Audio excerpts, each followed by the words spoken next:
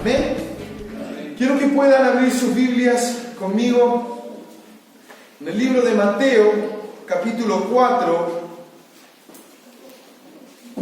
versículo 23 en adelante. Vamos a hablar un poco del Sermón del Monte en esta mañana, pero en sí no voy a centrar mi mensaje en este tan maravilloso sermón.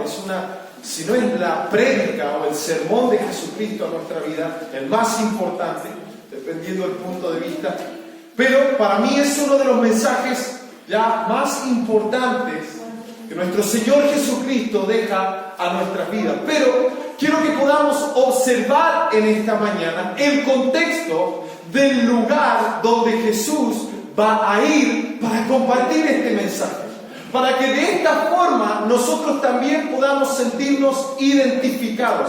Amén. Mateo capítulo 4, versículo 23.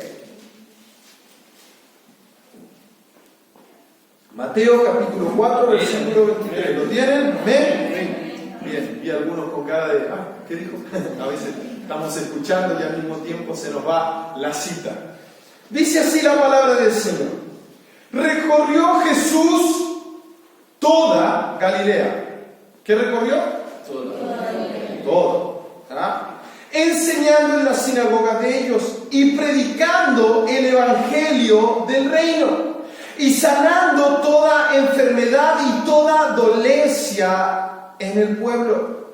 Y se difundió su fama por toda Siria y le trajeron todos los que tenían dolencia, los afligidos por diversas enfermedades y tormentos, los endemoniados, lunáticos y paralíticos, y los sanó. Y le siguió ¿cuánta gente?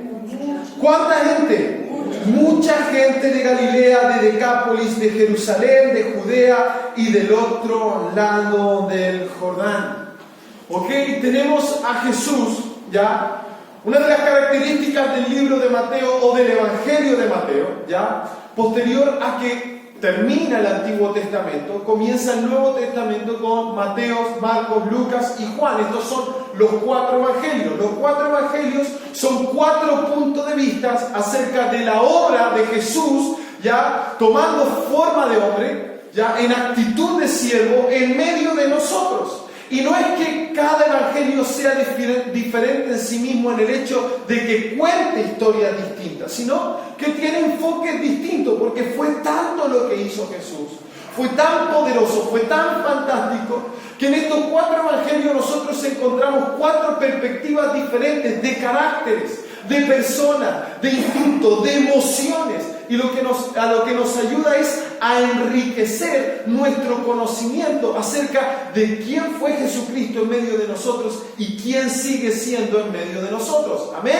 Amén. Nosotros sabemos que la palabra del Señor es inspirada por el Espíritu Santo. ¿Amén? El Espíritu Santo estuvo allí, estuvo presente en cada acontecimiento, fue testigo presencial de cada situación, de cada elemento y de todo lo que aconteció en aquel tiempo. Entonces, sabemos que el Espíritu Santo mora en nosotros. ¿Amén? Gloria a Dios por esto. Entonces tenemos ese testigo fiel.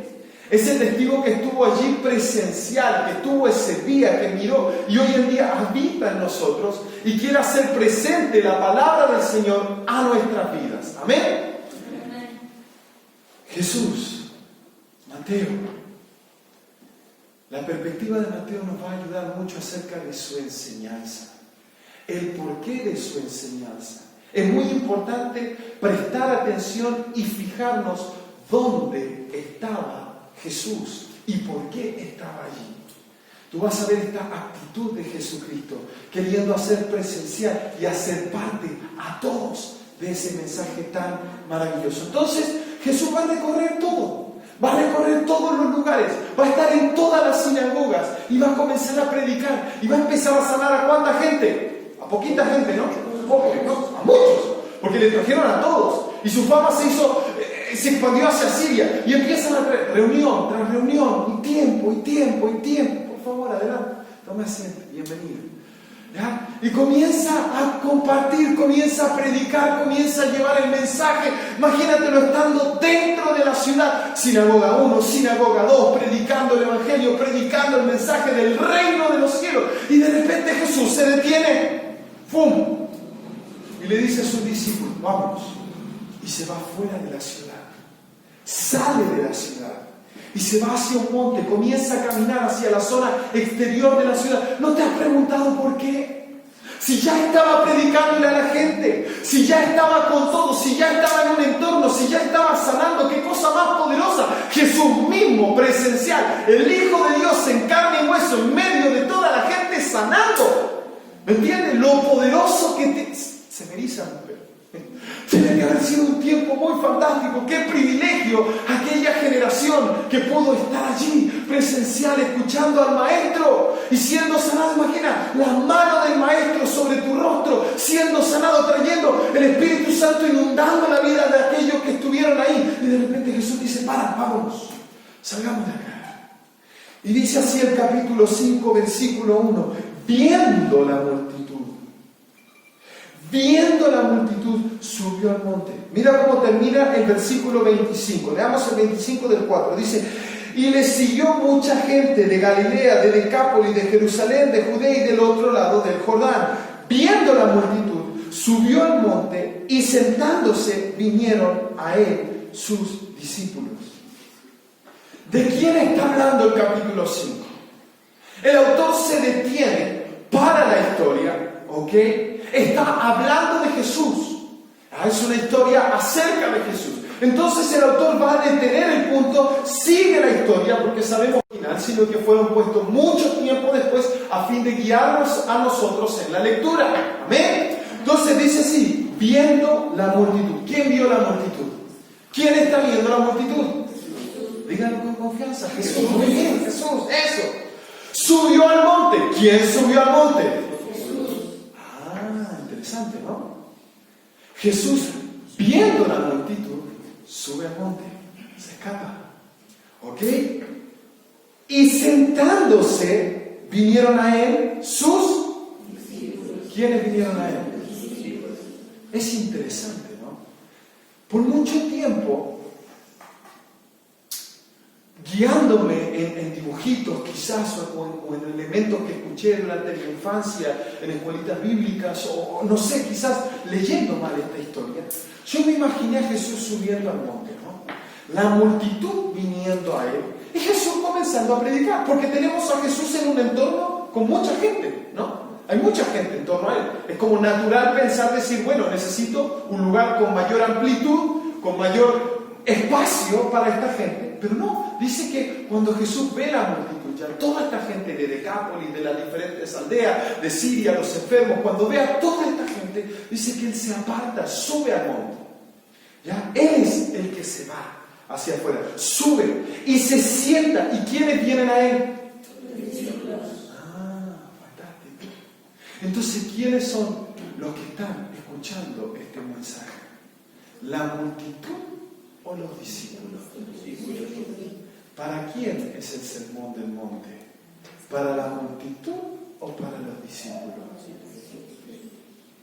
Jesús llama a sus discípulos, porque sus discípulos todavía no ven la multitud con los ojos que Él ve a la multitud. Los discípulos caminan con Jesús, están con Jesús, están iniciando este proceso de conocer a Jesús. ¿Quién es este Jesús? Y llega un punto donde Jesús les dice, a ver, vamos. Se sienta a lo lejos, los aparta, los sube a un monte y desde arriba le dice, ¿ves a esa gente que está allá? Le dice a sus discípulos, ¿los ven? Y va a comenzar. Abriendo su boca les enseñaba diciendo, mira a esa gente que está allá abajo, mira a la gente que está en toda rocha, mira a la gente que está por allá en Punta del Diablo, en Balizas, en La Paloma, en los barrios de aquí, hacia las afueras, Velázquez, Lascano. Bienaventurados los pobres en espíritu, porque de ellos es el reino de los cielos. ¿Cobra o no cobra ese latido el mensaje? Porque si tú lo miras para tu vida, tú sientes que Jesús te está hablando, y es verdad, genial, gloria a Dios, bienaventurado, pero Jesús está diciendo, bienaventurados ellos, he venido a este mundo para morir en la cruz del Calvario, derramar hasta la última gota de sangre, para que el velo sea rasgado y mi presencia, porque la palabra de Dios dice que la sangre de Cristo nos limpia. ¿De qué nos limpia? Del pecado. ¿Con qué fin? La palabra de Dios dice que la paga del pecado es la muerte. Eso quiere decir que el pecado fue el obstáculo a nuestra vida para acercarnos confiadamente delante de la presencia de Dios. ¿Por qué? Porque el pecado y Dios son completamente incompatibles. Donde hay pecado, ahí no está Dios. Y donde está Dios, ahí no está el pecado. ¿Amén? Entonces Jesús, Dios viendo esta realidad, dice, no pudieron dejar de pecar por sí mismos. Entonces voy a enviar a mi Hijo para que sea juzgado por los pecados del mundo, para que derrame su sangre. Y esa barrera del pecado ya no exista más. Hay un solo paso que tomar. Me arrepiento delante de la presencia de Dios. Confieso mis pecados. Digo, Señor, sin ti hasta el día de hoy no he podido. Te fallé en esto y en esto. Perdóname. ¿Y qué hacía Jesús? Tus pecados te son perdonados. ¿Viste la cantidad de gente? Cuando leas los evangelios te vas a dar cuenta que muchos enfermos vinieron a Jesús y Jesús, antes de sanarle, les dice, tus pecados te son perdonados. Porque eso muestra el propósito por el cual, incluso Juan el Bautista, cuando ve a Jesús y sus discípulos estaban con él, Juan el Bautista va a decir, he aquí el Cordero de Dios. Que quizás para nosotros, como cantamos en la alabanza, el Cordero de Dios, suena como, gloria a Dios, el Cordero de Dios, qué lindo. Uno se imagina un corderito y saltando por el monte, el corderito, qué bonito. Pero es porque nosotros no tenemos la mentalidad de aquella época. Antiguamente, en esa época, existía algo que era el sistema sacrificial. Antes de que Jesús muriera en la cruz, ¿ya? Como la paga del pecado era la muerte, y obviamente Dios no quería que toda la humanidad muriera, porque Él seguía amando a sus hijos, a sus escogidos. Él dijo, ok, está bien, no tienes que morir tú, pero tiene que morir o un becerro o un corderito. Y la sangre de ese cordero será presentada delante de Dios, y si es de olor fragante a Dios, es decir, si es acepto delante del Señor, entonces no es que el pecado tuviera mato un corderito y soy perdonado. No tiene que ver con esto, sino que mostraba el costo del pecado a aquellos que pecaban. ¿Se entiende? Por ejemplo, ¿cuánto vale un buen becerro en pie hoy en día? Aproximado a los conocedores, entre 400 a 600 dólares. Pongámonos en el mejor, porque era lo mejor de lo mejor, había que llevar delante del Señor. Entonces, imagínate si cada vez que pecas tenías que pagar 600 dólares, era aproximadamente eso, ¿me entiendes? Si nosotros hoy tuviéramos que pagar 600 dólares por cada pecado, estaríamos en el horno, ¿me entiendes? Financieramente, en menos miles. Esa es mi realidad. Entonces, cuando Juan el Bautista ve a Jesús y dice, he aquí el Cordero de Dios, lo que le está revelando al resto de la gente el propósito por el cual Jesús había venido a esta tierra, a dar su vida en rescate por muchos. Eso lo dice el libro de Marcos, capítulo 10, versículo 45, porque el Hijo del Hombre no vino para ser servido, sino para servir y dar su vida en rescate por muchos. Cuando nosotros hablamos de Dios, y yo te digo, el Todopoderoso, amén, el Alfa y el Omega, amén, el Creador del universo, gloria a Dios, mi sanador, consolador, mi roca fuerte, aleluya, mi siervo. Ay, no, Señor, yo te sigo a ti, pero tú a mí no. A ver, Pedro, si tú no te me dejas servir, si no dejas que yo te lave los pies, no vas a tener parte en el reino de los cielos. El sistema que Jesús nos vino a enseñar era un sistema de servicio. Él vino a dar su vida, Él no vino a dar todo, de domingo a domingo. Amén. Él vino a romper con los esquemas religiosos, y Él vino a traer esperanza a los que necesitaban de esa esperanza. Entonces Él sube al monte, cuando toda la multitud viene, cuando toda la gente se agolpa, sube a este monte, vienen sus discípulos y le dicen, bienaventurados los uruguayos pobres de espíritu, porque de ellos es el reino de los cielos. ¿Por qué? Porque Jesús se los vino a dar. Y es nuestro trabajo como discípulos del Señor, es nuestro trabajo mirar a esta nación, mirar a mi familia. Y cada vez que me estrese, ya con tengo un vecino, ya que a todo esto es quien me arrienda la casa donde estoy viviendo, que los fines de semana le gusta hacer fiesta, ya invita amigos y pone música fuerte y todo esto. Y yo por dentro, bienaventurados los pobres de espíritu, porque de ellos también es el reino de los cielos. Señor, dame la oportunidad de poder predicarle a esta familia. Y estoy esperando ese instante en el que el Señor va a abrir la puerta y voy a predicarle a toda esta familia. Amén. Ya lo estamos haciendo con mi esposa. Estoy pidiéndole al Señor que me dé esa chance, esa apertura de arco, ese punto, ese instante donde sea el Espíritu Santo actuando sobre nuestra vida. Amén. Al mismo tiempo les dice: bienaventurados los que lloran, porque ellos recibirán consolación. Mira a los discípulos, les dice: bienaventurados todos aquellos que lloran, porque ellos recibirán consolación. Bienaventurados los mansos, porque ellos recibirán la tierra por heredad. Bienaventurados los que tienen hambre y sed de justicia, porque ellos serán saciados. Bienaventurados los misericordiosos, amén, porque ellos alcanzarán misericordia. Bienaventurados los limpios de corazón, porque ellos verán a Dios. Bienaventurados los pacificadores, porque ellos serán llamados hijos de Dios. Y luego mira a los discípulos: bienaventurados los que padecen persecución por causa de la justicia, porque de ellos es el reino de los cielos. Bienaventurados sois cuando por mi causa os vituperen y os persigan y digan toda clase de mal contra vosotros, mintiendo. Gozaos y alegraos, porque vuestro galardón es grande en los cielos, porque así persiguieron a los profetas que fueron antes de vosotros.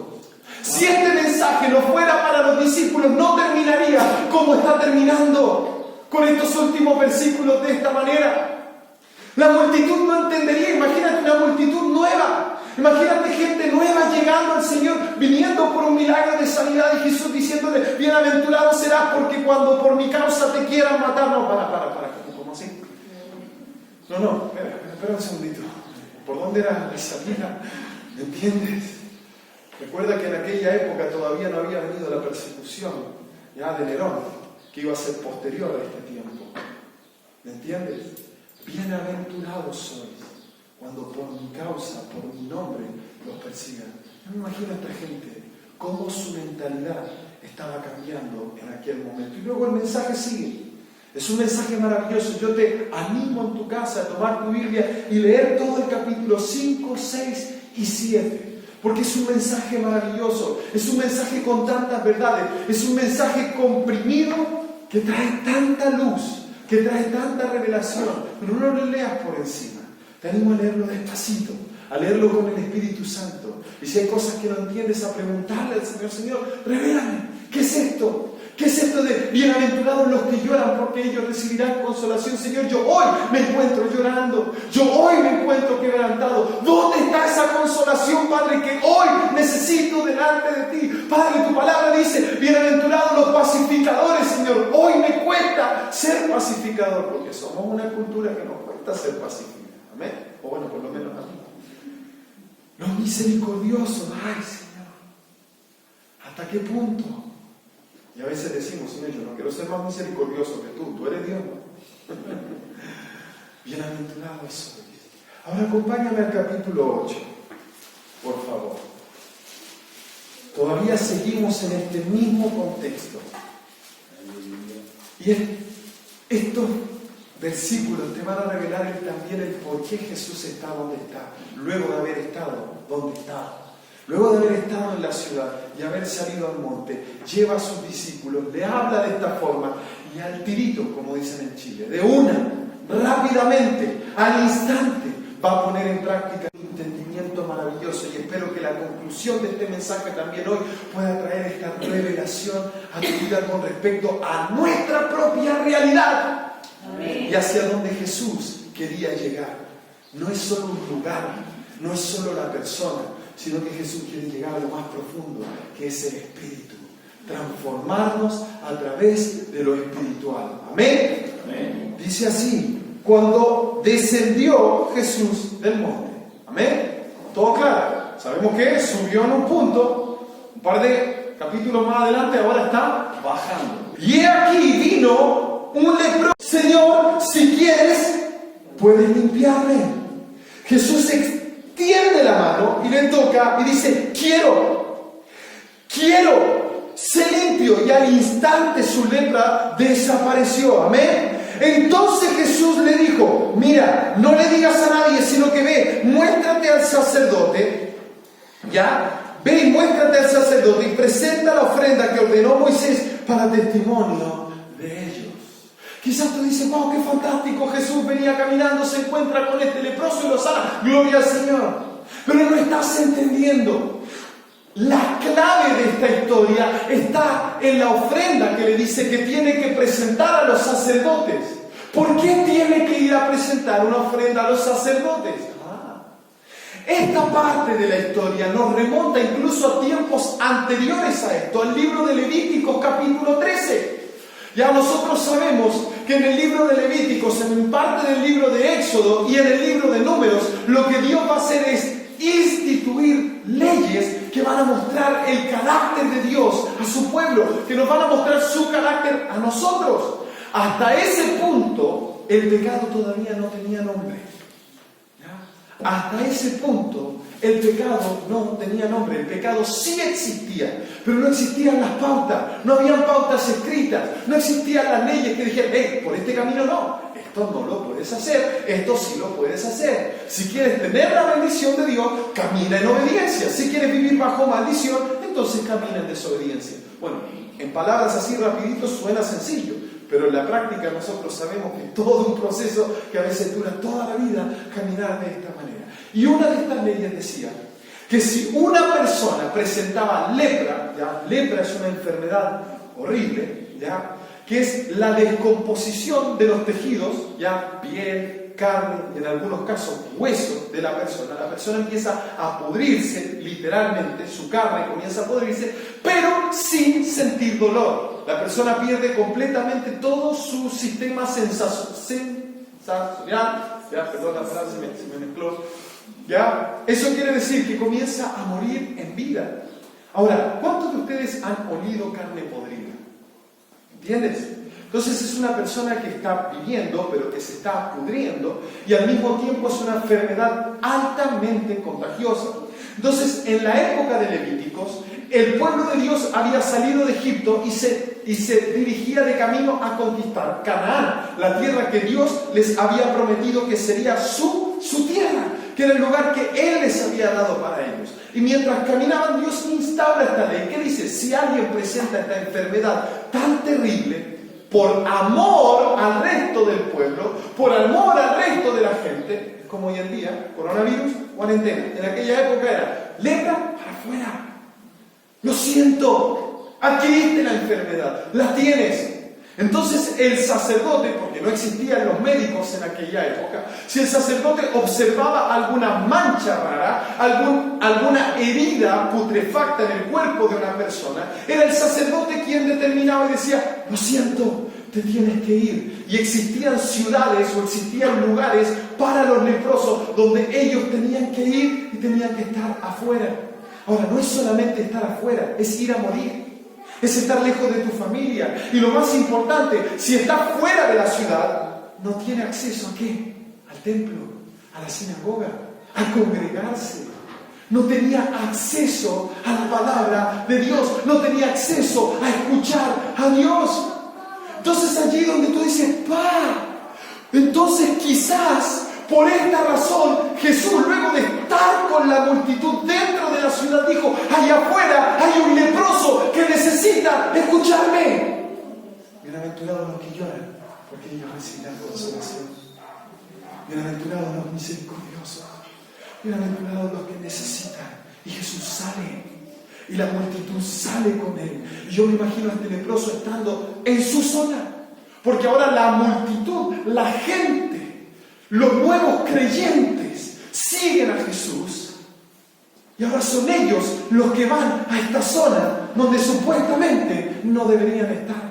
Yo me imagino a Jesús gritando a todo pulmón su mensaje en medio de este monte. Y el leproso escuchando. Y él va a reconocer el poder de Jesús. Por esa razón Él va a acercarse a Jesús y le va a decir, si quieres, límpiame. ¿Te das cuenta cómo apela a la autoridad de Jesús y no le está exigiendo? ¿Cuántas veces nosotros, teniendo todo lo que tenemos, un lugar para congregarnos, nuestra familia, nuestra ciudad, nuestro trabajo, nuestro contexto, cuando vamos delante de la presencia de Dios, lo único que hacemos es exigir a Jesús como si Jesús tuviese algo que darnos por obligación a nosotros? Está bien reclamar las promesas de Dios, porque su palabra dice que Él es fiel siempre, aunque nosotros seamos infieles, Él sigue siendo fiel, porque Él no puede negarse a sí mismo. Amén. Es su naturaleza, es parte de sus características. Él es así. Su amor, Él es amor. No es que Dios posee amor, no, Él es amor. ¿Saben cuál es el mejor sinónimo para Dios? Amor. Porque de tal manera amó Dios al mundo, que envió a su Hijo unigénito para que todo aquel que en Él crea no se pierda, mas tenga vida eterna. Ahora este versículo no termina ahí, sino que dice también que muchos rechazaron a Jesús, muchos rechazaron esta luz. ¿Por qué? Porque nuestras obras eran malas. Ahora, ¿nuestras obras eran la barrera para acercarnos a Jesús? Tampoco. La palabra de Dios dice, por miedo a que nuestras malas obras sean reprendidas, porque Dios busca la reprensión. Ahora la palabra de Dios dice que quien Él reprende y corrige es su Hijo.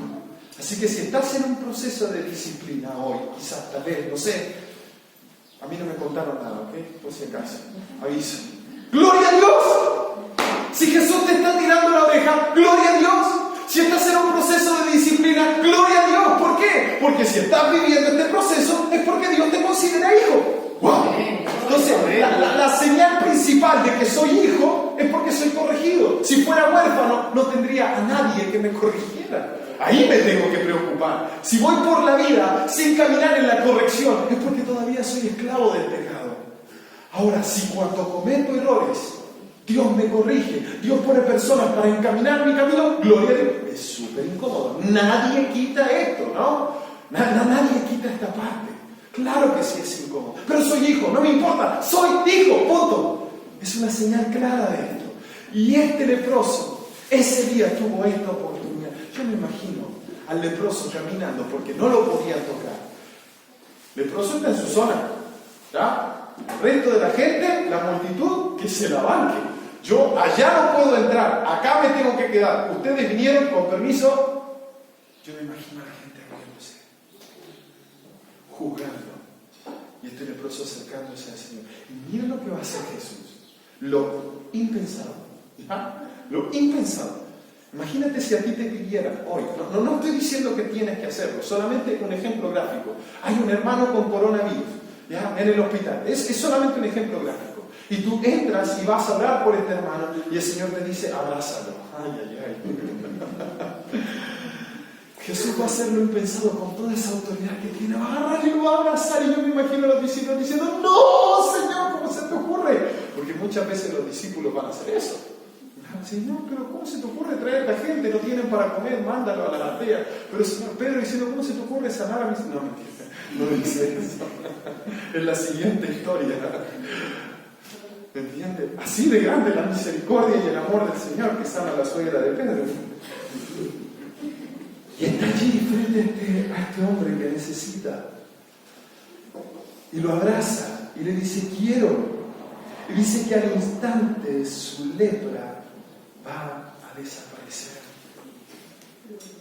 Yo no sé cuál es tu contexto hoy. Yo no sé si hoy has venido al monte como discípulo para escuchar esta palabra del Señor, porque has olvidado ver a tu ciudad, a tu región, a tu país, con los ojos que Jesús los ve. Esa es la revelación del Sermón del Monte. La revelación del Sermón del Monte es esta: ver al mundo como Dios lo ve. O quizás tú eres la multitud hoy, que simplemente estás aquí porque viniste buscando un milagro, porque necesitas un milagro. Yo te quiero animar, yo te quiero encorajar, quiero animarte en esta mañana en esto. No te acerques únicamente a Él por esto, porque Jesús no solo quiere sanarte, no solo quiere limpiarte, sino que Él quiere transformar tu familia, quiere transformar todo tu entorno, quiere ir mucho más allá. Pero para esto tienes que estar dispuesto a caminar con Jesús. Porque tenemos ese concepto de decir, ok, soy discípulo, ahora Jesús camina conmigo, Jesús camina conmigo. No, hijo. Soy su discípulo, ahora yo camino con Jesús. Y si Jesús camina por arriba de las aguas, voy a caminar por arriba de las aguas. Y si Jesús se sube arriba de una barca tormentosa, voy a subirme a la barca tormentosa con Él. Y si Jesús sube al monte, voy a subir al monte con Él. Y si Jesús se sienta a la mesa a cenar, voy a ir con Él. La pregunta es, como discípulo, tengo que estar dispuesto a ir a donde Él va.